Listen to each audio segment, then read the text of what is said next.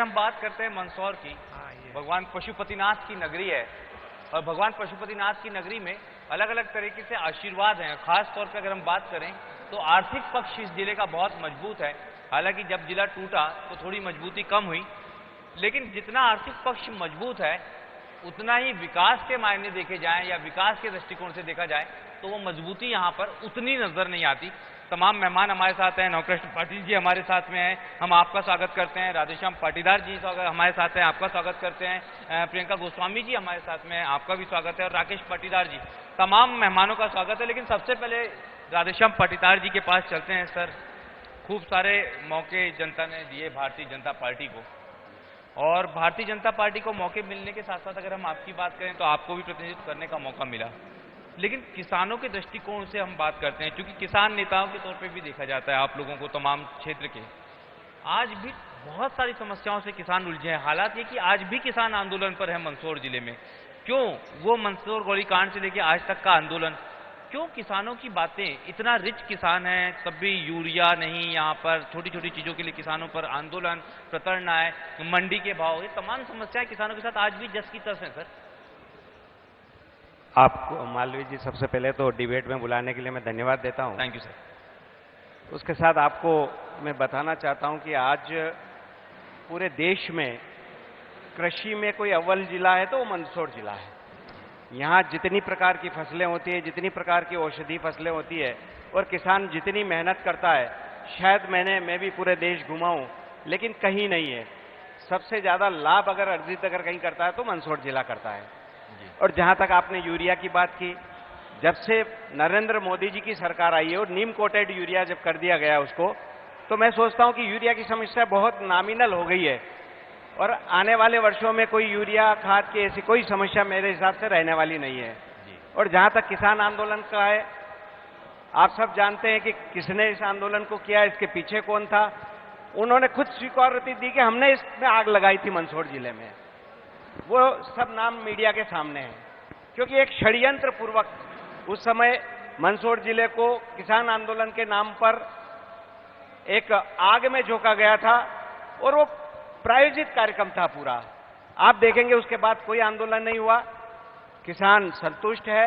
और आज नरेंद्र मोदी जी जो किसान सम्मान निधि के रूप में 6,000 रुपए देते हैं, शिवराज सिंह जी किसान सम्मान निधि के रूप में 6,000 रुपए देते हैं, बिजली की व्यवस्था सुधरी है, सब प्रकार की किसानों की आज पूरी मध्य प्रदेश के अधिकांश हिस्से का माल मंदसौर मंडी में बिकने के लिए आता है। तो मंदसौर में काफी कुछ सुविधाएं हुई है। इसलिए मैं कह सकता हूं कि मंदसौर जिले का किसान संतुष्ट है। वो एक दुर्घटना को छोड़कर, वो भी प्रायोजित कार्यक्रम था और जिन्होंने स्वीकार कर लिया कि हमने इसमें आग लगाई थी। सर, मैं इधर पूछता हूं। सर, मैंने सुना है कि आज भी किसान आंदोलन कर रहा है, आज भी आप लोग तमाम लोग आंदोलन में पहुंचे थे। क्या इतना संतुष्ट है किसान? देखिए, दिल्ली से लेकर भोपाल तक डबल इंजन की सरकार चल रही है और भारतीय जनता पार्टी की सरकार ने घोषणा पत्र में ये कहा था कि फसल के दाम हम डबल कर देंगे, और इन 9 सालों में फसल के दाम डबल होना तो दूर, कहीं गिर गए। यानी सोने से घड़ावन महंगी, लागत भी नहीं निकल रही है और किसान कई जगह कटोरा लेके खड़े हो गए। आपने दिल्ली का आंदोलन देखा, आप देखिए साल साल तक धरने पे बैठ रहे हैं। और भारतीय जनता पार्टी संवेदनहीन सरकार बैठी रही है, उसको लिया नहीं कि आखिर क्या चाहते हैं। और उसके बाद भी दिल्ली में भी जब किसान उठे तो उनसे एक समझौता हुआ, उस समझौतों का आज तक कोई इंप्लीमेंट, उसका पार्लियामेंट में कोई बात करना, तो किसान की हालत तो अब बहुत खराब हुई। और भारतीय जनता पार्टी के इसमें सरकारों में तो और ज्यादा खराब हुई है उन्नत होने की जगह। ये किसानों की हालत खराब है, क्योंकि जब जिला पंचायत के बतौर आपने जब जिम्मेदारी निभाई बतौर अध्यक्ष, तो सामान्यतः जिला पंचायत के पास में ग्रामीण क्षेत्रों का ही दायित्व होता है, जिम्मेदारी होती है। मंदसौर को देखते हैं तो हम देखते हैं निश्चित रूप से कहीं ना कहीं हाईवेज दिखते हैं, शहरीकरण दिखता है।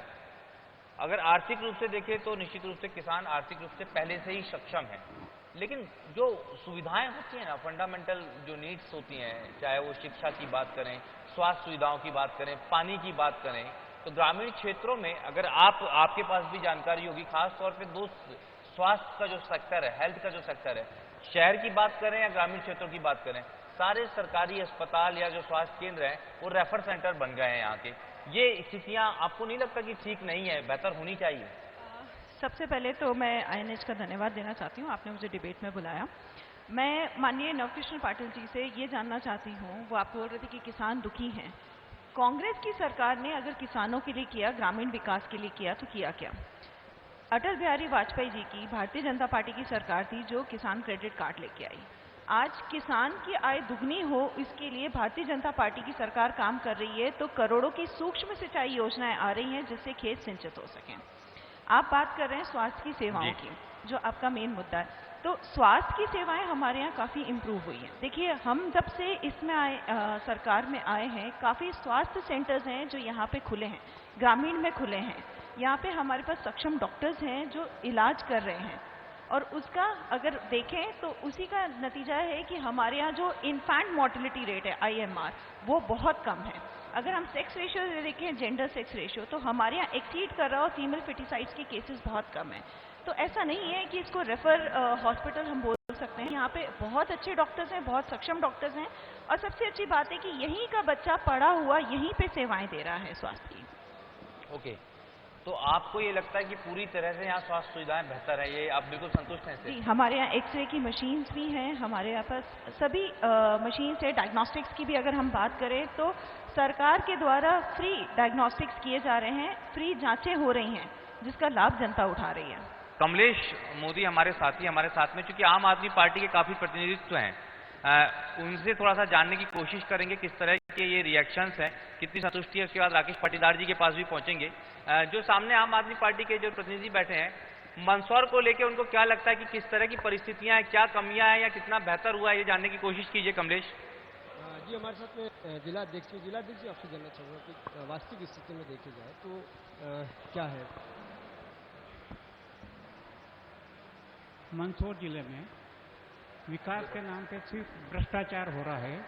ऐसा एक भी विभाग नहीं बता सकते हैं जिसमें करप्शन नहीं है। हम पंजाब में या दिल्ली में जाते हैं तो ये कहते हैं कि यदि हमारा काम ठीक नहीं हुआ हो तो आप हमें वोट मत दीजिए 5 साल के लिए। भाजपा वाले कह सकते हैं क्या ये बात कि ठीक है, हमने हमारे वादे पूरे नहीं किए तो हमें वोट मत दीजिए, विकास के नाम पे हमें वोट दीजिए, बेरोजगारी के नाम पे हमें वोट दीजिए? किया क्या सिवाय धार्मिक एजेंडे को चलाने के? अब अगर हार रहे हैं तो बड़े बड़े पंडितों को यज्ञ हवन करवा रहे हैं, धार्मिक आयोजन करवा रहे हैं और लोगों को गुमराह कर रहे हैं। धर्म के नाम की राजनीति कर रहे हैं। ये राजनीति अब ज्यादा चलने वाली नहीं है। तो चलिए राकेश जी, ये बहुत सारे भ्रष्टाचार और तमाम चीजों के आरोप लगाए। मेरी ये समझ में नहीं आता कि आप लोगों को, आपसे ज्यादा गम तो शायद ही किसी को होगा। आपके साथी चले गए छोड़ के आपको, साथी गए तो गए, वो मंत्री भी बन गए, उनने आपको हरा भी दिया, आपकी सरकार भी चली गई। उभर पाएंगे इतने बड़े सदमे से सुहासरा के लोग और सुहासरा की कांग्रेस? देखो क्या होता है कि सबसे पहले तो मैं INH का धन्यवाद देता हूं कि यहाँ पे मुझे इस डिबेट में बुलाया, मुझे मेरा पक्ष रखने का मौका दिया। देखो सबसे बड़ी बात है कि दल बदल की, जिस व्यक्ति ने अपने स्वार्थ की पूर्ति के लिए, आज विचार कर लीजिए कि पूरे मध्य प्रदेश को बीच मझधार में चुनाव के लिए धकेल दिया। जो अच्छी सरकार चल रही थी, जो किसानों के प्रति संवेदनशील थी, इस क्षेत्र में जिले में किसानों के कर्ज माफ हुए। सरकार ने खुद ने स्वीकारा कि 27 लाख किसानों के कर्ज माफ हुए। यहाँ पे 2019 में प्राकृतिक आपदा आई, उस आपदा में मैं मानता हूं कि पूरे हिंदुस्तान में एकमात्र कमलनाथ जी ने ऐसा कि बिना सर्वे के इस मंदसौर जिले को 100% मुआवजा देने की घोषणा करी और दिया, और उसके बाद बीमा दिया। तो हमने जो सरकार चल रही थी, उस सरकार ने पूरे किसानों के प्रति पूरी ईमानदारी से काम कर रही थी।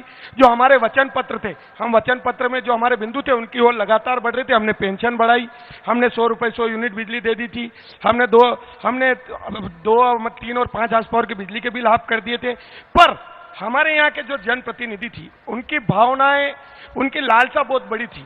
उनकी लालसा थी सरकार में मंत्री बनना, पैसा कमाना, और आज उन्होंने जिस तरीके से इस पूरे मध्य प्रदेश की जनता को और सुहासरा क्षेत्र की जनता को जिस तरीके से अंधकार में धकेल दिया, आज वो सरकार में कैबिनेट मंत्री हैं, आज कैबिनेट मंत्री होने के बाद उनका दायित्व होना था।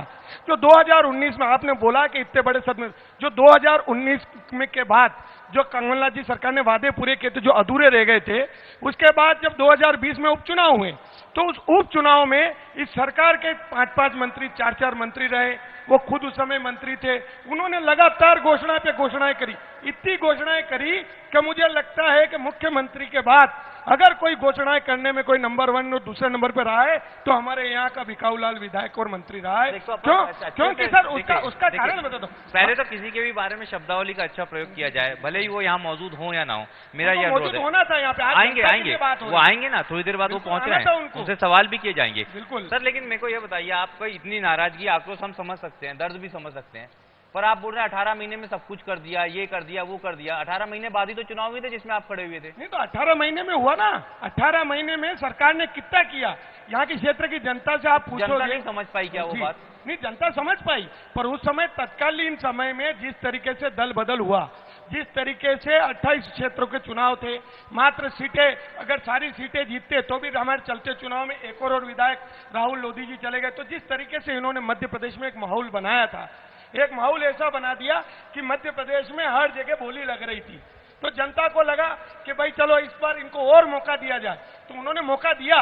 इन्होंने वादे इतने किए थे, इन्होंने हर चीज को तो बोल दिया, जहां चाहे वहां चूने की लकीर डाल दी। उन्होंने बोला था कि हम जो कर्ज माफी बाकी रही, मैं जैसे ही सदन में पहुंचूंगा कर्ज माफी होगी, जो मुआवजे का पैसा बाकी है, हमारे जो 3 किस्तें अभी भी बकाया है, मैं जैसे ही सदन में पहुंचूंगा तीनों किस्तें बन जाएगी।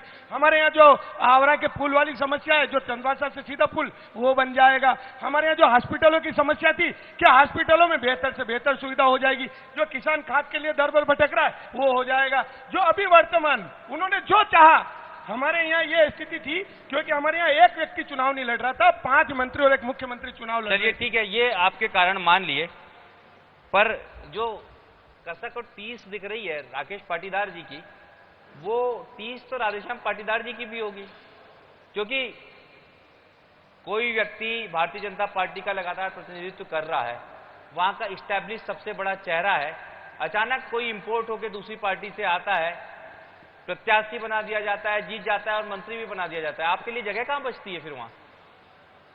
भारतीय जनता पार्टी का कार्यकर्ता होने के नाते और लगातार 40 वर्षों से चाहे संघ के क्षेत्र में चाहे राजनीतिक क्षेत्र में काम करने के नाते मैं कह सकता हूं कि मैं जहां खड़ा रहूंगा वहां जगह बन जाएगी, और हमने जिला पंचायत में बनाई है। कांग्रेस में भी जगह बन सकती नहीं, है? जहां खड़ा रहूंगा वहां पार्टी में अनुशासित, मैंने इसीलिए उपयोग किया कि मैं संघ का कार्यकर्ता, इसलिए भारतीय जनता पार्टी में बहुत सारी जगह, एक विधायक की एक ही जगह थोड़ी है क्या, बहुत सारी जगह, इसलिए वो कोई 30 वाला विषय नहीं है। तो सर वो भी तो लंबा इंतजार हो गया, निगम मंडल बोर्ड सब। हाँ ठीक है ना, तो हमने दूसरा रास्ता निकाल लिया, उसका हल निकाल लिया, कोई जिला पंचायत अध्यक्ष भी, इसलिए उसमें कोई ऐसा चिंता। और जहां तक विकास की बात है, किसानों की बात है, आदरणीय पाटिल साहब को मैं एक बहुत अच्छा सुंदर जवाब देना चाहता हूं कि आप भाव की बात करते हैं। जब कांग्रेस की सरकार थी 2014 में, तो गेहूं का समर्थन मूल्य था 1375 रुपया। आज 2023 में मोदी जी ने उस गेहूं के समर्थन मूल्य को बढ़ा दिया 2125 रुपया, लगभग 800 रुपए से ज्यादा 9 साल में बढ़ा है। और आदरणीय पाटिल साहब, इस रफ्तार से अगर कांग्रेस की सरकार समर्थन मूल्य बढ़ाई होती तो आज 50 रुपए किलो गेहूं होता, 60 रुपए किलो गेहूं होता।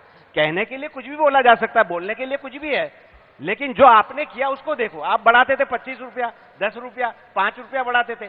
हमारी सरकार जब भी बढ़ाती है 100 रुपया बढ़ाती है। और मंदसौर जिले के लिए तो भारतीय जनता पार्टी की सरकार ने जितना किया है शायद कल्पना से बाहर की बात है। आप बता देता हूं, आपके पास 2 बड़े मंत्री हैं। जी, मंत्री विभाग आपके पास है जी। 7 योजनाएं मंदसौर और नीमच जिले के लिए लिफ्ट इरिगेशन बनी है। भानपुरा नहर योजना जो चालू हो गई है, भानपुरा लिफ्ट इरिगेशन 1 जो चालू हो गई है, भानपुरा लिफ्ट इरिगेशन 2 जिसका लोकार्पण अभी माननीय मुख्यमंत्री जी पिपलिया मंडी में आए उस दिन किया था। चौथी योजना है श्यामगढ़ सुवासरा सूक्ष्म सिंचाई योजना 1662 करोड़ की, 95% बनकर तैयार हो गई है। 5वीं योजना है कयामपुर सूक्ष्म सिंचाई योजना 2300 करोड़ की योजना है, उस पर काम चल रहा है। आज माननीय मुख्यमंत्री जी मनासा में है, वहां पे भी रामपुरा सूक्ष्म सिंचाई योजना का भूमि पूजन करने वाले हैं। पिछले दिनों पिपलिया मंडी आए थे तो मल्हारगढ़ सूक्ष्म सिंचाई योजना का भूमि पूजन किया। गांधी सागर बांध का पानी 60 साल से भरा था, कांग्रेस ने उपयोग किया क्या उसका? आज किसानों के हर खेत तक 1 इंच जमीन भी सूखी नहीं रहेगी मंदसौर जिले की। ये बड़ा काम माननीय मुख्यमंत्री शिवराज सिंह जी ने किया, एक विषय। और इसके साथ साथ नरेंद्र मोदी जी की घर नल योजना, 1600 करोड़ की योजना, हमारे वहां पर लसूड़िया में उसका फिल्टर प्लांट बन रहा है और 820 गांवों तक पानी पहुंचेगा। गरोट विधानसभा, सुवासरा विधानसभा और आलोट विधानसभा, 820 गांवों को नल से जोड़ने का काम भारतीय जनता पार्टी कर रही है। सड़कें आपके सामने, बिजली की व्यवस्था आपके सामने, ये सब काम, बड़े बड़े काम अगर किसी ने किया है तो भारतीय जनता पार्टी ने किया है। एक तो आपके पास में वैसे ही स्कोर बड़ा खराब है मंदसौर जिले में, अभी विधानसभा का देखें तो, और इतनी सारी योजनाएं इन्होंने दे दी, पानी घर घर और खेतों में पहुंचा दिया, हालात इतने अच्छे हैं, फिर आप लोग एक आध वापसी कर पाएंगे किसी सीट पर? देखिए, आप नाटा जी और यशपाल से प्रश्न पूछ रहे थे, मैं सामने बैठा हुआ जी। हमारे मुख्यमंत्री कमलनाथ जी होंगे और इधर तो ये है ही है। कौन? शिवराज जी। हाँ। आप देखें कि दोनों के विजन में कितना बड़ा अंतर। कमलनाथ जी का जो विजन है और जो 15 महीने की जो सरकार रही थी, तो जनता के मन में क्यूरियोसिटी रह गई कि यही आदमी श्रवण कुमार है, हमारे इसका उद्धार करेगा। और कमलनाथ जी ने कहा कि सम्मानीय महिलाओं को ये निधि देंगे, हम बिजली का बिल ये करेंगे, किसानों के करेंगे, तो वो शिवराज जी दौड़े दौड़े आ रहे हैं। नहीं, विजन की बात है, अभी आपने आपकी बात पे आप थोड़ा सा इस क्रोनोलॉजी को समझेंगे तो ऐसा नहीं हुआ। हाँ। पहले शिवराज जी ने घोषणा की, फिर कमलनाथ जी ने की, तो फिर वो वही एडामेंट रहे ना, फिर काहे को करते कि मैं आगे इतना करूंगा उतना करूंगा, हमारे बिजली के बिल और इन सब को लेकर। अब हमारे पाटीदार जी कह रहे थे कि वो गेहूं का समर्थन मूल्य का, भैया क्रय शक्ति नोट की कितनी गिरी है? जो चीज 5 रुपए में आती थी वो 50 रुपए में मिल रही, तो आप उधर से दे रहे हो तो उससे क्या होगा? मध्य प्रदेश में कर्जा कितना हो गया? आप देखते हो कि हर 15-20 दिन में लाख करोड़ का कर्जा लिया। यानी ये सीधे जब इलेक्शन मोड में जाएंगे तो भारतीय जनता पार्टी की सरकार में जो सोचता हूं, जो बुगाट सुनता हूं, ये 50% की सरकार है। और कर्नाटक में आपने देख लिया, इसका बुरा तरह से हश्र होगा मध्य प्रदेश। एक तो ये महिलाओं को लेकर दावा हो रहा है कि कांग्रेस की योजनाएं बेहतर हैं, बिजली का मूल्य, सिलेंडर का मूल्य, ये तमाम बातें कही गई है यहाँ पर कांग्रेस की तरफ से। तो ये कैसी स्थिति है? पहले इस पे बात करते हैं, फिर स्थानीय मुद्दे से संबंधित क्या लग रहा है कि ये लाडली बहना योजना जो है, या इसमें आप लोग लगातार इंक्रीमेंट बता रहे हैं, घोषणा कर रहे हैं, ये कमलनाथ जी के मैं तो डर की चाहिए, हमें विश्वास है, हमारे जो काम हम लोगों ने किया उसमें हमें विश्वास है, हमें हमारी विचारधारा पे विश्वास है। और जहां मैं महिलाओं के बीच रहती हूँ तो महिलाएं है, क्योंकि अगर मैं शुरुआत करूं तो लाडली लक्ष्मी योजना से शुरुआत करूं, जहां बेटी का जन्म होता है तो उसकी सपोर्ट में अगर खड़ी है तो भारतीय जनता पार्टी की सरकार खड़ी है।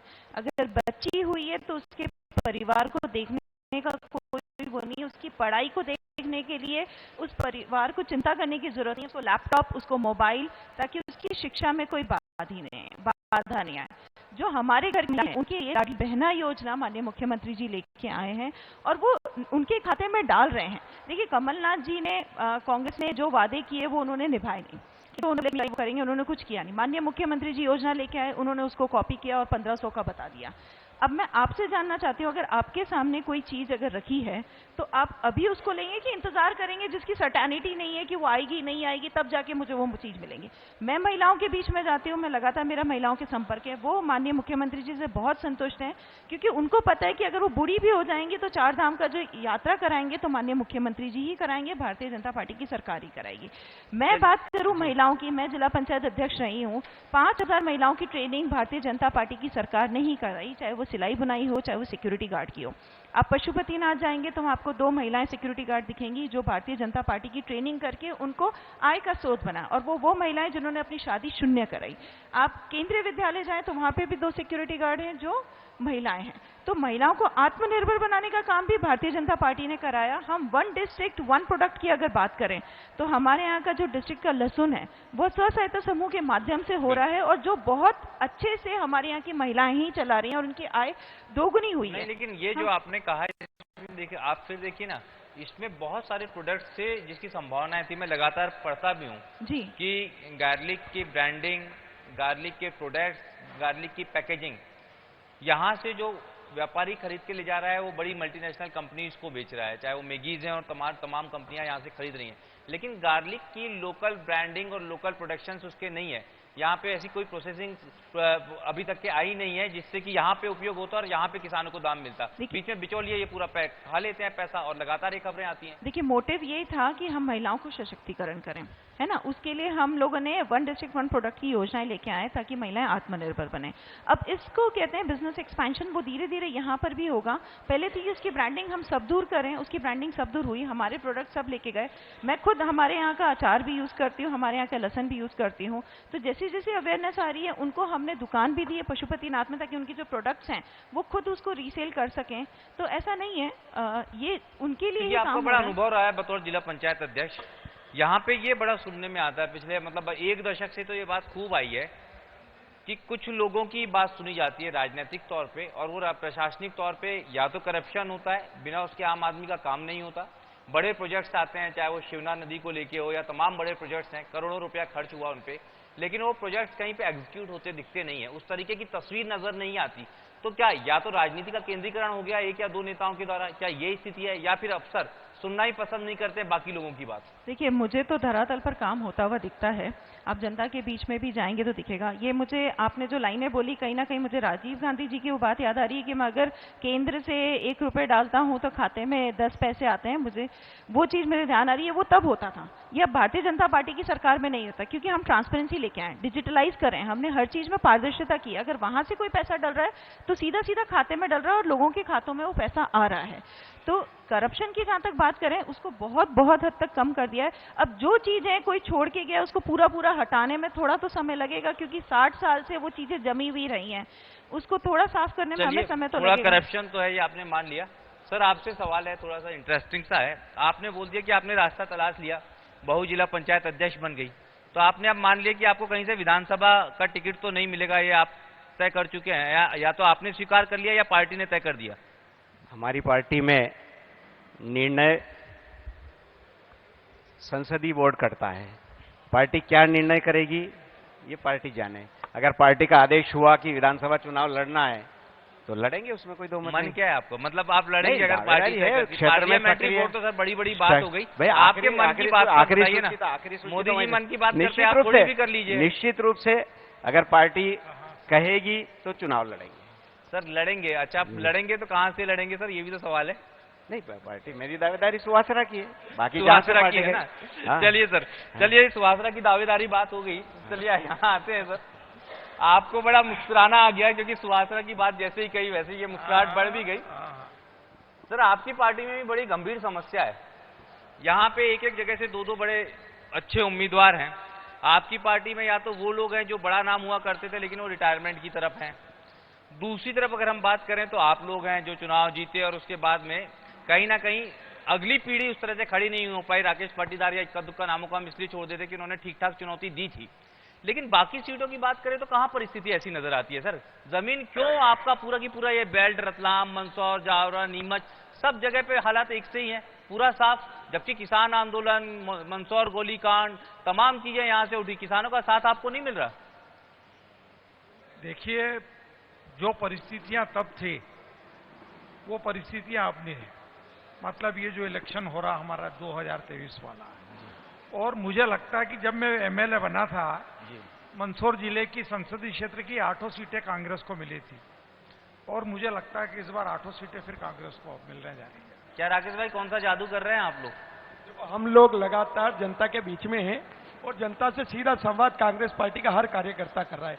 आपने पहले भी देखा होगा कांग्रेस पार्टी के संगठन में, और अभी लगातार कमलनाथ जी के नेतृत्व में किस तरीके से जमीन तक, बूथ तक कार्यकर्ताओं के साथ सीधा संवाद कमलनाथ जी कर रहे हैं, और पार्टी के तमाम कार्यकर्ता लोगों की जनहितैषी बातें, जो जनता की बातें हैं, उनको कमलनाथ जी तक और हमारे जो वचन पत्र में, और कमलनाथ जी हमेशा एक चीज ये रही है कि कमलनाथ जी ने जो भी वचन पत्र में और इस मध्य प्रदेश के विजन के लिए दिया, वो हर व्यक्ति से डायरेक्ट सीधा जुड़ा हुआ है। और इस बार मध्य प्रदेश का हर युवा, हर किसान, हर बेरोजगार एक ही चीज देख रहा है कि वो 2023 के इलेक्शन का इंतजार कर रहा है। वैसे आपका अंतर काफी कम था, बाकी बाई इलेक्शन में काफी बड़े अंतर से तमाम नेता जीते थे, आप काफी कम अंतर से हारे थे। पर यह बात बड़ी गुपचुप कही जाती है कि इधर और उधर मिलके जो है खेल हो गया था। नहीं, ऐसा अगर होता तो सारी परिस्थितियां ही अलग होती। अगर इनके मन में ठीस होती, जो पूर्व विधायक जी रहे हैं, अगर इनके मन में ठीस होती तो आज रिजल्ट और होते। ये मैं मानता हूं, अगर ऐसा होता तो रिजल्ट और होते। तो अब ये इतने संतुष्ट है तो फिर आप जीतोगे कैसे? नहीं, ऐसा लो कि हम तो भारतीय जनता पार्टी के भरोसे लो है क्या? हम हमारे भरोसे, हमारे काम के भरोसे हम लगातार, जब मैं चुनाव हारा उस दिन से लोग तो इतने बड़े, मान लो कि 29,000 के मतों के अंतर से हारने के बाद आदमी सोचता है कि मुझे अगला कदम क्या उठाना है। पर जो रिजल्ट के 24 घंटे होते हैं, मुझे लगता है मैं शाम को 5, साढ़े 5 बजे घर पहुंचा और अगले दिन सुबह 10 बजे वही कदम बढ़ाते हुए मैं सुहासरा की सड़कों पर पैदल निकल गया और मैं वापस जनता से सीधा संवाद करना शुरू कर दिया। जो कमी थी, उन कमियों को दूर करके हम संगठन में कहां कमजोर रहे, कहां ये अंतर रह गया, इन सारी चीजों को लेकर हमने लगातार अभी 3 साल तक काम किया और इसके कार्य इतना नजदीकी से किया संगठन को लेकर।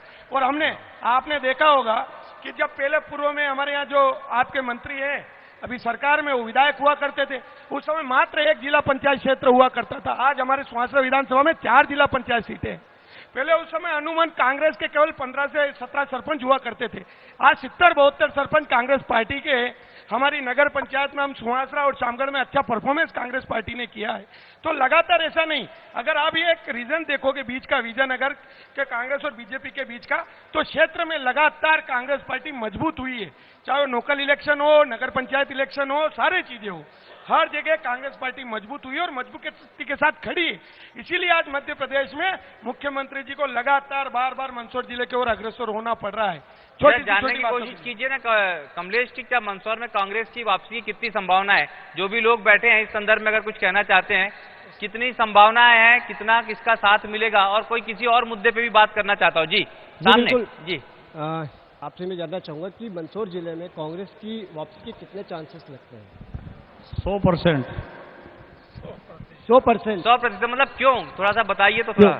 पूरे मंदसौर संसदीय क्षेत्र में भारतीय जनता पार्टी का भयंकर भ्रष्टाचार चल रहा है, भयंकर रूप से। जनता परेशान है, त्राही त्राही कर रही है, और ऐसी स्थिति में एक तरफा कांग्रेस पार्टी जीतेगी।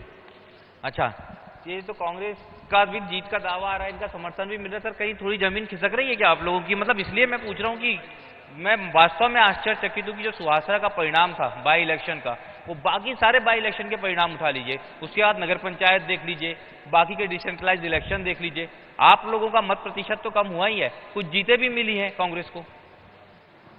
बाई इलेक्शन परिणाम था, हमारी कल्पना थी कि 10 से 15 हजार से जीतेंगे, लेकिन जनता ने भारतीय जनता पार्टी को 29,000 वोटों से जिताया। दूसरा, आदरणीय पाटिल साहब कह रहे थे कि 8 की 8 सीटें हमारे पास थी, तो यह शायद 85 की बात होगी या 91 से 3 वाली। तो उस समय जो बिजली के बिल माफ किए थे इन्होंने, आदरणीय दिग्विजय सिंह जी ने, जनता उस बरगलाने में आई थी, 10 साल उसमें शासन किए थे, और 98 के बाद 2003 में 8 की 8 हमारी थी। और अभी भी जितना बड़ा किसान आंदोलन इनको करना था, आग लगानी थी, जिले को जलाना था, उसके बाद मैं 350 वोट से हारा, बाकी 7 सीटें तो हम जीते। जनता के पास नहीं, इसके पास है तो भारतीय जनता पार्टी। और जहां तक सुहासरा विधानसभा की सीतामऊ की, हम 15 में से 14 सीटें, 14 पार्षद हमारे हैं, सुहासरा में 8 पार्षद हमारे हैं, अध्यक्ष भी हमारा, तीनों जगह अध्यक्ष हमारे हैं। कुल कितना जीत गए आप? तो कहने का मतलब हमने वोट हमारा बड़ा है। जब हमारे यहाँ हरदीप सिंह जी डंग एमएलए थे, उस समय महज 5 पार्षद थे, ठीक है, सुहासरा में हम 6 पहुंचे, हमारे 2 पार्षद बहुत अमूमन कैबिनेट मंत्री का गृह क्षेत्र होने के बाद, उसके बाद हम जिला पंचायत 4 जीते हैं। आज जिला पंचायत इनके पार्टी के अधिकृत प्रत्याशी बहुत बड़े अंतरालों से हारे, 10-10 हजार वोटों से हारे हैं, 8-8 हजार वोटों से हारे हैं, इतने बड़े बड़े अंतराल से बड़े बड़े दिग्गज हारे हैं। हमारे सरपंच के चुनाव हमने शामगढ़ में हमारा पार्षद विज्ञानी, तो आज शामगढ़ में हमारी परिषद होती लंबे अंतराल के बाद। हम आज शामगढ़ जहाँ 3000 से हारे थे जो उपचुनाव, वो आज अगर हम वोट काउंटिंग करें तो हम 900 वोटों से शामगढ़ जीते हुए हैं। तो ऐसी बात नहीं, कहीं ना कहीं भारतीय जनता पार्टी ने जो सत्ता का उपयोग किया, प्रशासन का उपयोग किया, धन बल का उपयोग किया, और क्षेत्र के मंत्री होने के बावजूद हमने वोट ऑफ परसेंट अगर देखोगे तो लगातार बढ़ा है, हम घटे नहीं है। हम खाली एक नगर पंचायत में घटे, पर उससे पहले भी वहां पे केवल मात्र तो 2 सीटें थी, हम एक पे, पर हमारे कुछ उससे पहले भी 4-4 वोटों से आ रहे हैं। तीनों नगर पंचायतें हमारे पास थी, आज भी तीनों नगर पंचायतें हमारे पास आपके थी। पास है क्या जिला पंचायत है? नहीं, बतौर अध्यक्ष इन्होंने शामगढ़ की पूरी नगर पंचायत, पहले जिला पंचायत अध्यक्ष प्रियंका थी। क्षेत्र का बच्चा जानता है कि इन्होंने शामगढ़ में किस तरीके से खरोच फरोख्त करी, हर व्यक्ति जानता है। अब सत्ता का उपयोग इन्होंने, आपका तो अध्यक्ष, नगर पंचायत अध्यक्ष से लेके विधायक से लेके मंत्री, सरकार सब गिर जाती है इस खरीद फरोख्त में, फिर जनता आप पे क्यों विश्वास करेगी? जनता विश्वास कर रही ना, क्योंकि अभी सत्ता में पैसे का उपयोग कर रहे हैं, सत्ता का उपयोग कर रहे हैं। दबाव जिस तरीके से जनप्रतिनिधियों के ऊपर लगातार बनाया जा रहा है, उनको जिस तरीके से डराया धमकाया जाता है। आज जिला पंचायत में हमारे पास 3 सीटें, पर जिला पंचायत की स्थिति क्या हुई, अगर उधर से कोई आने को तैयार था तो चूने की लकीरें पीछे पीछे कि भाई कोई बीजेपी, हमारे पास 8 सीटें थी, उधर से आने को भी तैयार थे, पर शासन प्रशासन का इतना दबाव कि कोई व्यक्ति वहां से निकल सके। चलिए एक अगला सवाल है, क्योंकि अभी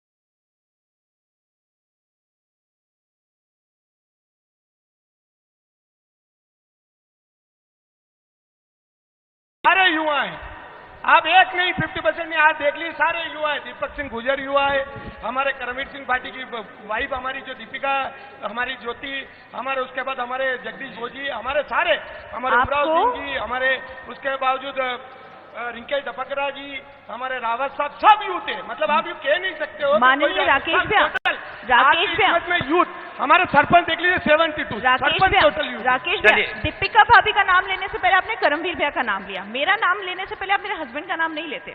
दुर्गा भाभी का नाम लेने से पहले आपने बात यूथ की, अभी पाटीदार जी ने भी तो यही कहा कि मुझे नहीं मिला तो मैंने बहू को बना लिया, तो ये तो होता है, इस परंपरा को तो बदलने की। मध्य प्रदेश में नहीं, मैंने आपने रास्ता कहा इसलिए आपको जवाब दिया, मैंने इसलिए नहीं कहा कि बहू को बना लिया। मध्य प्रदेश में मैंने कहा, आपने कहा कि क्या रास्ते हैं। आज की स्थिति में युवा को आज आप भी देखें तो दिया, आपने कहा कि आपके सब रास्ते क्लोज हो गए, रास्ते नहीं, नई पीढ़ी आएगी, नए लोग आएंगे। हमारी प्रियंका जी को जिला पंचायत अध्यक्ष बनाया और सेल्फ डिपेंड है। ठीक है, चलिए आप जिला पंचायत अध्यक्ष बनी, सेल्फ डिपेंड है, MSc पढ़ी लिखी है, खुद संभालती है। हम एक भी मीटिंग में जाने का प्रयास नहीं करते, वो खुद संभालती है। ये तो बहुत अच्छी बात है, और ये प्रियंका जी ने भी 8 वर्षों तक खुद संभाला उन्होंने। आखिरी में जरा मैं आपसे ये बार जान लेता हूँ आप दोनों से, मतलब इतना रिजल्ट को लेकर देखें, मोटे मोटे तौर पे आप लोगों ने बताया बेहतर हुआ है, लेकिन ऐसा क्या बेहतर करेंगे, आपके पास प्लानिंग में कुछ है जिससे कि आप वापसी कर पाए, कुछ आंकड़ा यहाँ का बढ़ा पाए, कुछ ऐसी बड़ी योजनाएं आपके लिए होंगी, मंदसौर के लिए होंगी, आप लोगों के उसमें एक लोकल मैनिफेस्टो जैसा कुछ है आपके पास?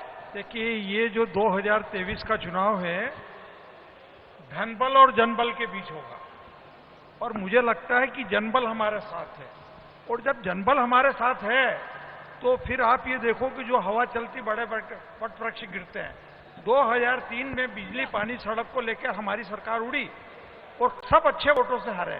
ठीक मैं उसका सेम सिनेरियो देख रहा हूं कि जनता का भ्रष्टाचार से लेकर सब चीजों से लेकर, मतलब भ्रष्टाचार की तो इंतहा होगी, इन सब चीजों को लेकर भारतीय जनता पार्टी की, मैं सोचता हूं कि 40 से 60 सीटें आ जाए। सर आप मंदसौर का कुछ बताओ ना, अरे ऐसा क्या करेंगे मंदसौर? 8 सीटें आएगी। नहीं, कैसे आएगी? मैं कह रहा हूं कि जो जनता है त्राहिमाम मचा हुआ है, हर चीज में किसान परेशान, मतलब कांग्रेस कुछ नहीं करेगी, जो करेगी जनता करेगी ना? नहीं, वो भारतीय जनता पार्टी की अपनी कोई नीतियों ने काम नहीं किया, कहने को तो बहुत अच्छे लगे। मैं वही तो समझ रहा हूँ, मतलब अगर आप सफल होंगे तो वो भाजपा की असफलता के कारण होंगे, ये आप मान रहे हैं, आपकी प्लानिंग के कारण नहीं होंगे।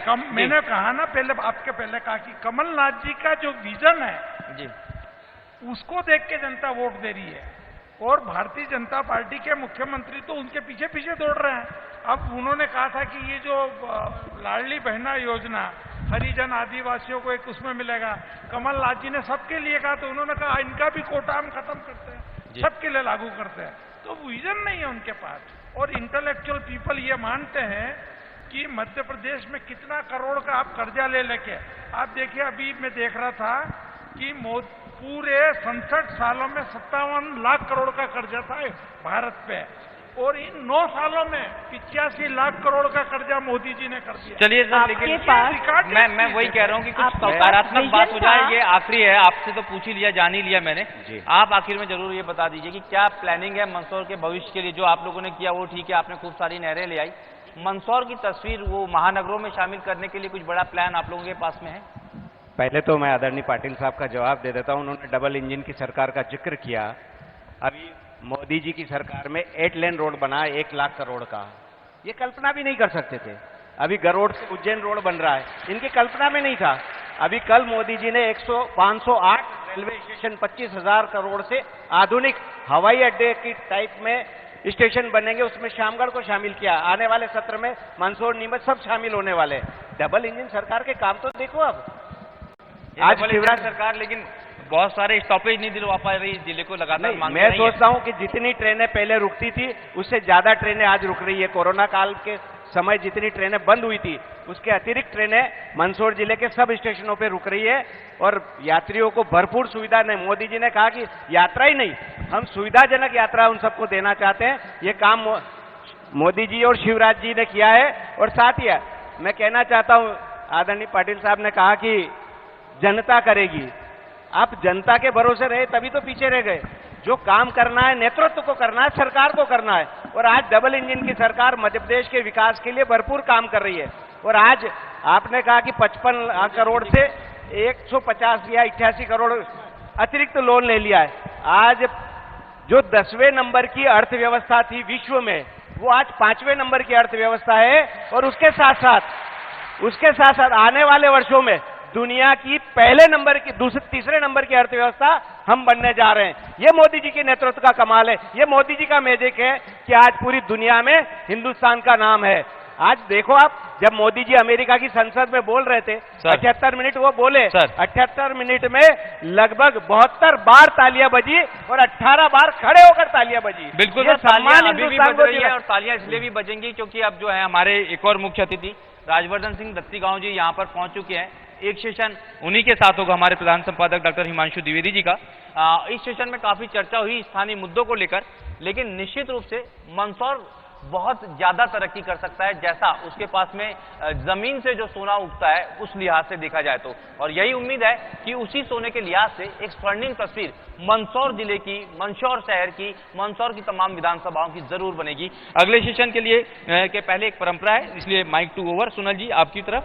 जी थैंक यू, शुक्रिया, बहुत बहुत धन्यवाद अनुराग जी, और आप तमाम मेहमानों का भी बहुत शुक्रिया कि आपने इस गंभीर विषय पर चर्चा की है। जाहिर तौर पर मंदसौर के मुद्दों को उठाने की कोशिश की है, और जो हमारी जो परंपरा है कि हम अपने अतिथियों का शॉल श्रीफल स्मृति चिन्ह भेंट कर उनका अभिवादन करते हैं, स्वागत करते हैं, उसी कड़ी में अब मैं यश शर्मा जी से अनुरोध करूंगी कि कमलेश मोदी जी और हुकुम सिंह जी जो हमारे प्रतिनिधि हैं मंदसौर और सुवास्त्रा के, साथ ही साथ यश शर्मा जी स्वागत करेंगे, अभिनंदन करेंगे, आभार व्यक्त करेंगे कि हमारे जो ये मेहमान हैं जिन्होंने अपना वक्त INS 24/7 हरिभूमि को साझा किया है, संवाद 2023 को सफल बनाने में अपनी महत्वपूर्ण भूमिका अदा की है। तो संवाद 2023 जो कि अनवरत जारी है, लगातार ये सिलसिला आगे बढ़ते हुए बुंदेलखंड के बाद अब मालवा निमाड़ क्षेत्र में है और मालवा का मुख्य द्वार भी मंदसौर को कहा जाता है। ऐसे में बेहद महत्वपूर्ण जिला जिसमें विषय कई हैं और इस बीच लंबे समय से बीजेपी में अपना विश्वास जताते आ रही यहाँ की जनता इस बार क्या चाहती है, क्या सोच के रखा है, इन सब मुद्दों को जानने की कोशिश करेंगे। हम आपको बता दें कि हमारे बीच माननीय मंत्री श्री राजवर्धन सिंह दत्तीगांव जी पहुंच चुके हैं और साथ ही साथ आपको बता दें कि अब इंतजार खत्म होगा और अब बारी